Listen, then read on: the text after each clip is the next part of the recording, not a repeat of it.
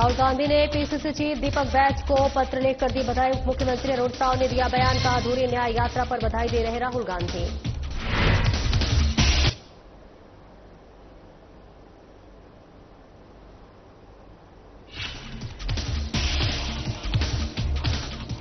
राहुल गांधी ने PCC chief Deepak Baij को पत्र लिखकर दी बधाई। उप मुख्यमंत्री अरुण साव ने दिया बयान, कहा अधूरी न्याय यात्रा पर बधाई दे रहे राहुल गांधी। रायपुर में नक्सल ऑपरेशन पर बोले डिप्टी सीएम अरुण साव, कांग्रेस पर भ्रम पैदा करने का लगाया आरोप, कहा हमारी सरकार नक्सलवाद को जल्द करेगी खत्म। रायपुर के एकात्म परिसर में बीजेपी मना रही अहिल्याबाई होलकर की जयंती, नारायण चंदेल को बनाया कार्यक्रम संयोजक। 16, 17, 18 मई को जिलों में होगी कार्यशाला। बसना में कर्मा माता मंदिर प्राण प्रतिष्ठा और सम्मान समारोह, मुख्यमंत्री अरुण साव हुए शामिल, मंदिर में पुष्प अर्पित करके पूजा अर्चना। और कांकेर जिले के हकापार गांव में घुसा तेंदुआ, ग्रामीण पर तेंदुए ने किया हमला, मौके पर पहुंची वन विभाग की टीम ने किया अभियान शुरू। नमस्कार, स्वागत है आपका। मैं हूं आपके साथ सपना दीपक मद्देशिया। बुलेटिन का आगाज करेंगे। राहुल गांधी ने पीसीसी चीफ दीपक बैज को पत्र लिखकर बधाई दी। इस पर मुख्यमंत्री अरुण साव ने कहा कि जिस प्रकार कांग्रेस क्या बोलती है, देखती है और निर्णय लेती है, ऐसा दुनिया में कहीं नहीं होता है। राहुल गांधी को विधानसभा, लोकसभा उपचुनाव और निकाय चुनाव में मिली हार के बाद भी चिट्ठी लिखनी चाहिए थी, जो न्याय यात्रा पूरी हुई ही नहीं, और ऐसे में उसको लेकर राहुल गांधी बधाई दे रहे हैं। कांग्रेस नगर निगम में जैसे शून्य हुई, आने वाले सभी स्थान में शून्य पर बढ़ेगी। अब छत्तीसगढ़ में कांग्रेस पार्टी गर्त में जा रही है, तो बधाई का काम तो हो ही रहा है। कांग्रेस के जो हालात, कांग्रेस में कैसे निर्णय होते हैं, कांग्रेस के नेता बोलते क्या हैं, कहते क्या हैं, ये दुनिया में ऐसा कहीं नहीं होता जैसे कांग्रेस पार्टी में होता है। कांग्रेस पार्टी समाप्ति की ओर जा रही है और राहुल गांधी को चाहिए था कि विधानसभा चुनाव के बाद ऐसा चिट्ठी लिखते, लोकसभा चुनाव के बाद भी चिट्ठी लिखते, रायपुर दक्षिण की उपचुनाव के बाद चिट्ठी लिखते, नगरीय निकाय और पंचायत चुनाव में कांग्रेस पार्टी साफ हुई उसके लिए चिट्ठी लिखते। जो न्याय यात्रा पूरी हुई ही नहीं, जिस न्याय यात्रा में कुछ हुआ नहीं, उस यात्रा पर बधाई नेता प्रतिपक्ष दे रहे हैं तो अच्छी बात है। कांग्रेस इसी तरह से आगे बढ़े। नगर निगम में जैसे शून्य हुई है, आने वाले सभी स्थानों पर कांग्रेस शून्य में बढ़े, अच्छी बात है। सर, जिस तरीके से जैसे राहुल गांधी पद यात्रा करते हैं, वैसे ही दीपक बैज भी पद यात्रा करने लगे, तो क्या इसके लिए उनकी तारीफ हुई है या सच में उनके काम को सराहा जा रहा है? देखिए, पद यात्रा का हस्त्र क्या हुआ था। राहुल गांधी ने जो पद यात्रा निकाली, भारत जोड़ो, संविधान बचाओ, कांग्रेस और गर्त में गई और उसी तरह से छत्तीसगढ़ में कांग्रेस पार्टी तो गर्त में जा रही है, तो बधाई का काम तो हो ही रहा है। नक्सल ऑपरेशन को लेकर रात डिप्टी सीएम अरुण साव का बड़ा बयान सामने आया, जिसमें उन्होंने कहा कि कांग्रेस ने भ्रम और भय पैदा करने का ठेका रखा है। वो लगातार यही काम कर रही है कि हमारी सरकार नक्सलवाद को खत्म करने में पूरी ताकत के साथ लगी हुई है। भ्रम और भय पैदा करने का तो ठेका कांग्रेस ने ले रखा है, जो लगातार यही काम करते हैं। वास्तविकता यह है कि हमारी सरकार नक्सलवाद की समाप्ति के लिए पूरी ताकत से लगी। और उप मुख्यमंत्री अरुण साव ने कहा है कि ऑपरेशन सिंदूर से पूरी दुनिया में जो संदेश गया है कि देश में सिंदूर का क्या महत्व है और भारत आतंकवाद के खिलाफ किसी भी हद तक जाकर काम कर सकता है, तो ये हमने बताया है कि सरहद से 100 किलोमीटर अंदर जाकर आतंकवादियों के ठिकानों को निस्तानाबूद किया, आतंकवादियों को सबक सिखाया और बड़े बड़े आतंकवादी धराशायी हुए और पूरी दुनिया के सामने पाकिस्तान बेनकाब हुआ। जब दुनिया ने देखा कि आतंकवादियों के जनाजे पर पाकिस्तान की सरकार, सेना के लोग मौजूद हैं, तो ये पाकिस्तान आतंकवाद सरकार है, ये दुनिया के सामने आया। दुनिया के सामने पाकिस्तान बेनकाब हुआ और ये भारत की बड़ी जीत है, ऑपरेशन सिंदूर, और इसलिए पूरे देश में तब भी जश्न मनाया गया था जब ऑपरेशन सिंदूर के बाद और अब देश भर में जो राष्ट्र प्रेमी लोग हैं, देशभक्त लोग हैं, सेना के समर्थन में सेना का उत्साह बढ़ाने प्रधानमंत्री नरेंद्र मोदी जी के नेतृत्व को सराहना के लिए जगह जगह पर तिरंगा यात्रा निकाली जाएगी और अन्य विधिक कार्यक्रम भी होंगे।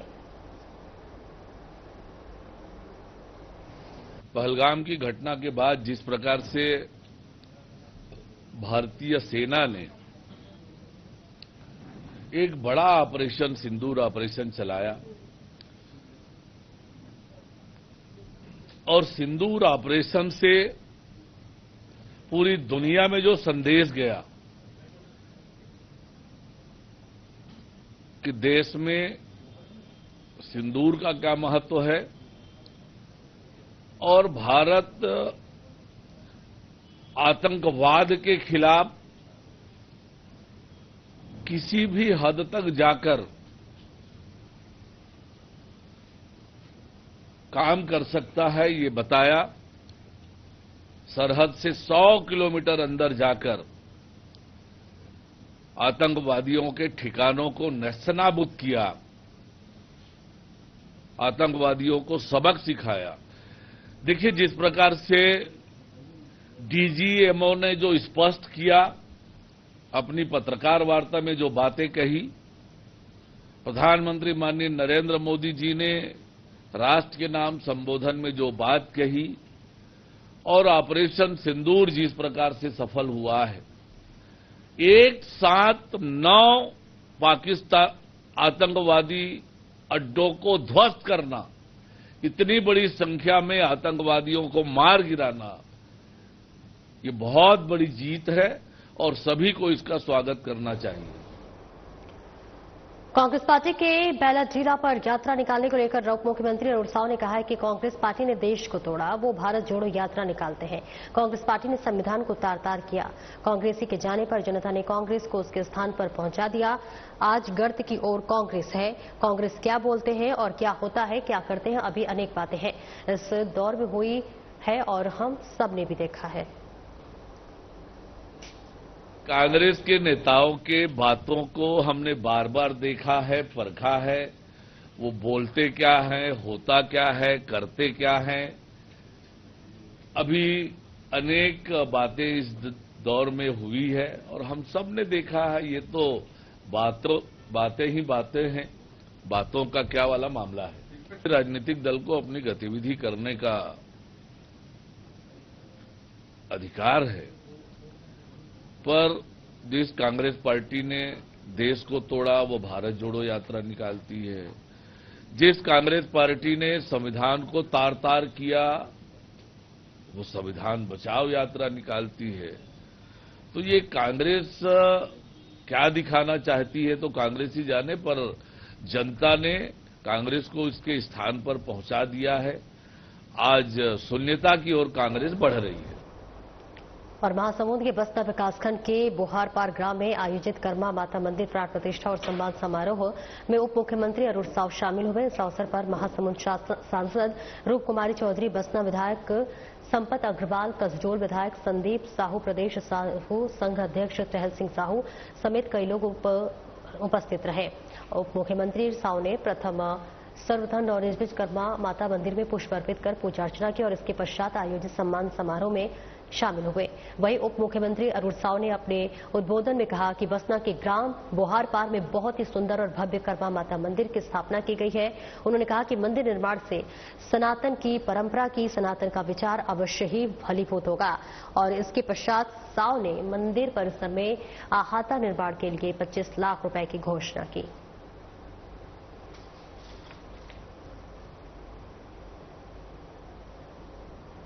बीजेपी एकात्म परिसर में अहिल्याबाई होलकर की 300वीं जयंती मना रही है। इस कार्यक्रम के संयोजक नारायण चंदेल का कहना है कि उनसे मिली जानकारी के अनुसार 16, 17, 18 मई को जिले में कार्यशाला होगी। छत्तीसगढ़ में इस विषय के तहत सभी जिलों में कार्यशाला है और 3 लोगों की टीम बनाई गई है। इस कार्यक्रम में दिल्ली से सुषमा सिंह प्रमुख वक्ता है। इस दौरान कार्यक्रम के संयोजक नारायण चंदेल ने कहा कि अहिल्याबाई का योगदान इस समाज में कुशल शासक के रूप में रहा है। उनका जन्म साधारण घर में हुआ था, परंतु उनके कार्य असाधारण रहे। जैसे कि शासन को सुशासन के रूप में अहिल्याबाई ने परिवर्तित किया, गरीब आदमी तक अपने सुशासन को पहुंचाने तक का प्रयास किया। हमें उनके सुशासन को प्रसारित करने का जन जन तक पहुंचाना है। रानी अहिल्याबाई की 300 जयंती पूरे देश में भारतीय जनता पार्टी मना रही है। पिछले दिनों 9 मई को नई दिल्ली में भारतीय जनता पार्टी के केंद्रीय कार्यालय में पूरे देश भर के उस टीम के सदस्यों की एक कार्यशाला संपन्न हुई। उस कार्यशाला में हमारे राष्ट्रीय महामंत्री श्री BL संतोष जी, राष्ट्रीय सह संगठन मंत्री श्री शिवप्रकाश जी और अन्य उस विषय को लेने के लिए विद्वान वक्तागण उपस्थित थे। आज छत्तीसगढ़ प्रदेश में भारतीय जनता पार्टी की इस विषय को लेकर के कार्यशाला है। आज की कार्यशाला में हमने सभी जिलों में 3 लोगों की टीम बनाई है और आज भारतीय जनता पार्टी के सभी जिलाध्यक्षों को, महापौर को और जिले की कार्यशाला में जाने वाले जो हमारे वक्तागण हैं, उनको आज की कार्यशाला में हम लोगों ने आमंत्रित किया है। दिल्ली से श्रीमती सुषमा सिंह जी इस कार्यशाला में प्रमुख वक्ता के रूप में हमारे बीच में अभी उपस्थित होंगे। मुख्य रूप से इस कार्यक्रम का जो हेतु है, भारतीय जनता पार्टी इस कार्यक्रम को, वीरांगना अहिल्याबाई के इस कार्यक्रम को क्यों कर रही है, इसके पीछे में जो भाव है, अहिल्याबाई का जो योगदान समाज को रहा है, देश को रहा है, एक कुशल शासक के रूप में, कुशल प्रशासक के रूप में अहिल्याबाई एक अत्यंत साधारण घर में पैदा हुई, लेकिन वो असाधारण प्रतिभा की धनी थी। भारतीय जनता पार्टी ने उनके अहिल्याबाई होलकर के प्रेरणादायी जीवन को समाज के सम्मुख ले जाने का फैसला किया। उनके सुशासन की विरासत को प्रचारित करना, जन जन तक ले जाना, धार्मिक एवं सांस्कृतिक उत्थान के लिए उनके द्वारा किए गए कार्यों को समाज के सामने में लाना, यह अहिल्याबाई के जितने भी उस समय के काम थे, उन्होंने शासन को सुशासन के रूप में तब्दील किया। एक जनप्रतिनिधि को कैसा काम जनता के बीच में करना चाहिए, शासन भी उन्होंने चलाया, आम आदमी की सेवा की, गरीब आदमियों तक अपने सुशासन को पहुंचाने का प्रयास किया।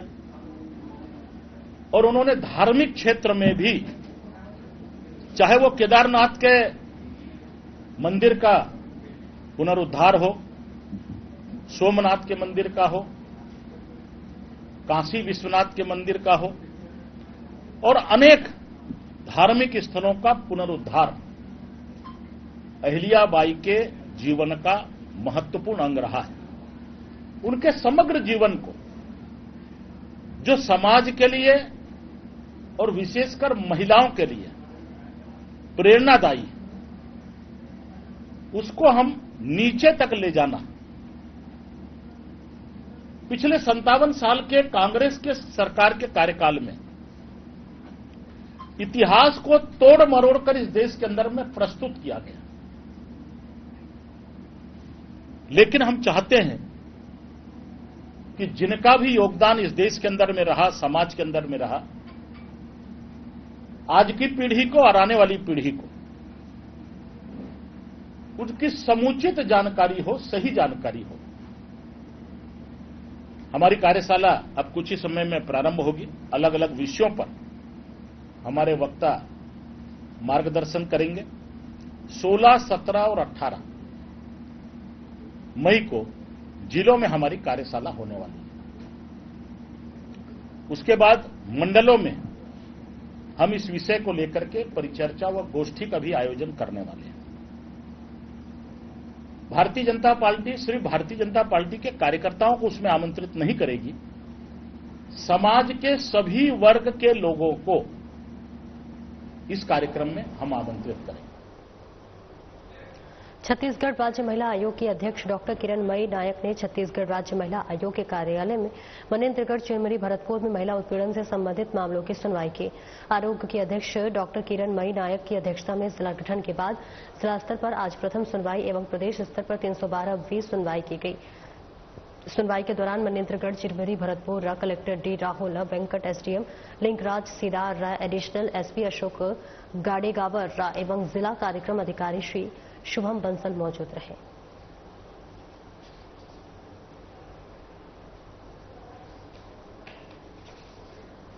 12 नंबर की आज की जन सुनवाई है। इन जन सुनवाइयों में हम जो इस जिले के केसेस हैं उनको रखते हैं, पर ये पहली बार है कि हम कोरिया जिले की जन सुनवाई भी यहीं पर कर रहे हैं। 2 दिनों की संयुक्त जन सुनवाई की गई। आज इसमें 30 मामले रखे गए थे और कुछ मामलों में बहुत ही नए तरीके के इसमें निर्णय आए हैं। और आज हमने जन सुनवाई के पहले माननीय यहाँ के कलेक्टर जी के साथ, एडिशनल एसपी के साथ और डीपीओ और डीएसपी के साथ उपस्थिति में हमने यहाँ की खिलाड़ी महिलाओं का सम्मान किया है, जो कि बुजुर्ग महिलाएं हैं, 67 साल की, 70 साल की, 55 साल की। इन महिलाओं के हौसले से सभी महिलाओं को प्रेरणा मिलनी चाहिए। इन सभी का यहाँ शॉल, श्रीफल और बुके से सम्मान किया गया।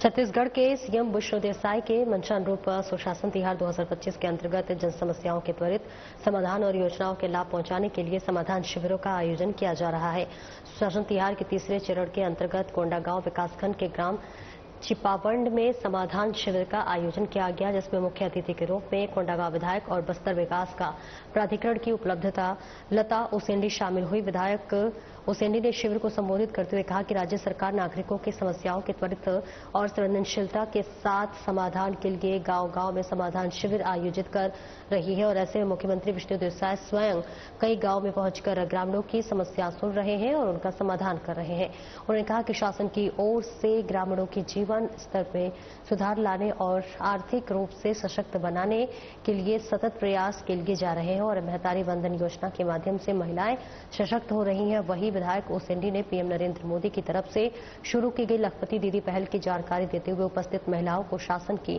योजना का लाभ उठाकर लखपति दीदी बनने के लिए प्रेरित किया।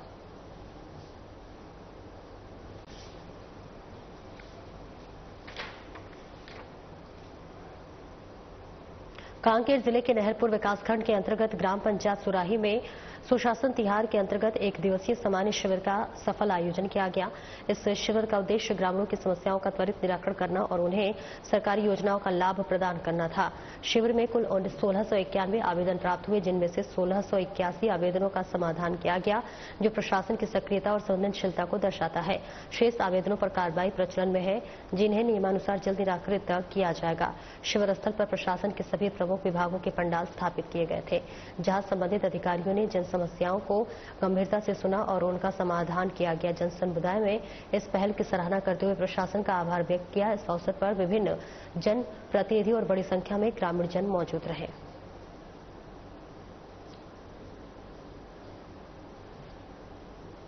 एक महत्वपूर्ण योजना के रूप में शुरू किया गया है। इसे दिनांक 8 से 11 तक आवेदन लिए गए हैं और उसका प्रभावी निराकरण करने का निर्देश है। आज हम लोग ग्राम सुरही में समाधान शिविर का आयोजन करके आम जनों को उनके आवेदनों पर किए गए निराकरण की कार्यवाही से अवगत करा रहे हैं। साथ ही साथ विभिन्न विभागों का स्टॉल लगाकर उनके द्वारा प्रदान की गई योजनाओं की जानकारी प्रदान की जा रही है, ताकि योजनाओं का वो उचित लाभ ले सके।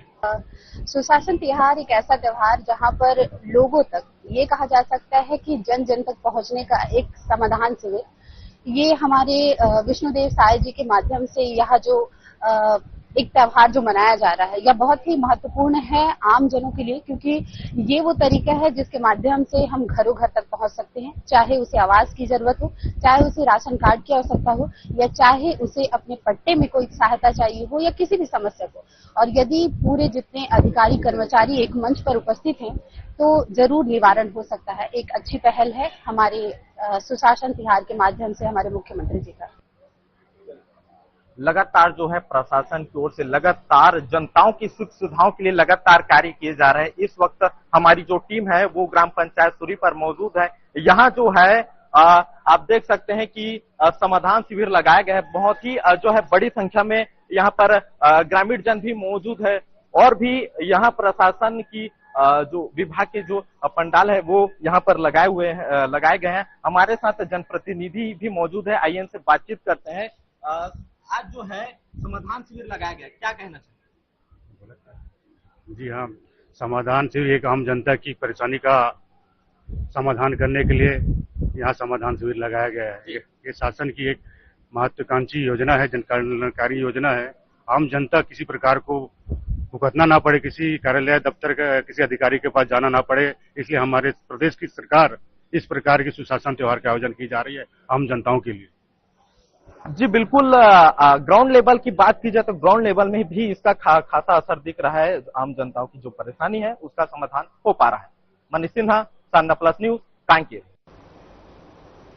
केंद्रीय बोर्ड परीक्षा 12वीं की परीक्षा के परिणाम घोषित कर दिए गए हैं, जिसके महासमुंद जिले के वेडनर मेमोरियल सीनियर सेकेंडरी स्कूल की गर्वित देवकर ने 94.6% हासिल कर मेरिट लिस्ट में अपना नाम दर्ज कराया है। वहीं इस स्कूल में पढ़ने वाले जुड़वा भाई चंद्रहास साहू ने 90.6% और चंद्रकांत साहू ने 90.4% अंक हासिल किया है। इसके अलावा विदुषी यादव ने 88.6 और आर्यन चंद्राकर ने 88% 12वीं प्राप्त किया है। आपको बता दें कि गर्वित देवकर के पिता प्रकाश देवकर पेशे से वकील हैं और माता रोहिणी देवकर जो है वो हाउसवाइफ है। गर्वित देवकर आगे चलकर डॉक्टर बनना चाहते हैं और समाज सेवा करना चाहते हैं।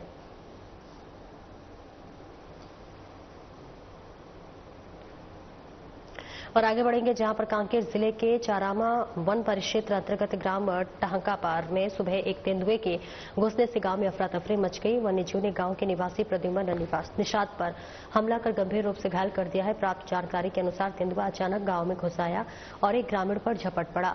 घायल प्रद्युम्न निषाद को तत्काल जिला अस्पताल कांकेर लाया गया है, जहां उनका इलाज जारी है।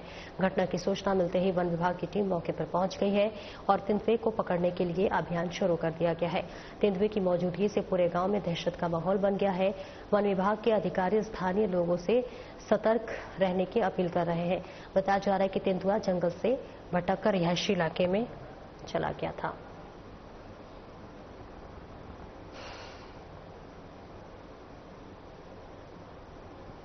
और खबर कोरबा से है, जहां पर बालको थाना क्षेत्र अंतर्गत लाल घाट मार्ग पर एक दर्दनाक सड़क हादसे में बेला निवासी 2 युवकों की मौत हो गई है, जबकि एक अन्य गंभीर रूप से घायल हो गया है।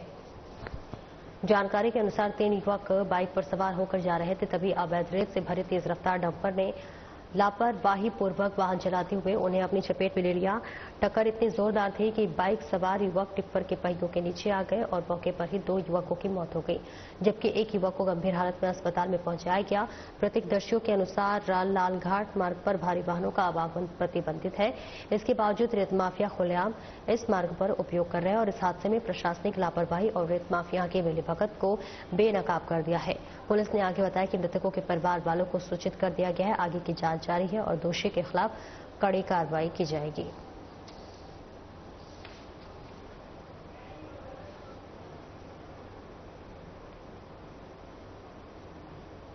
और खबर कांकेर से है, जहां पर चरामा पुलिस ने नाबालिग से दुष्कर्म मामले में आरोपी को गिरफ्तार कर लिया है। आपको बता दें, परिजनों ने नाबालिग लड़की की गुमशुदगी की रिपोर्ट दर्ज कराई थी, जिसके बाद पुलिस ने तत्परता दिखाते हुए जांच पड़ताल की है और आरोपी को गिरफ्तार कर जेल भेज दिया है। फिलहाल पुलिस आरोपी से पूछताछ में जुटी हुई है और आगे की जांच में जारी है।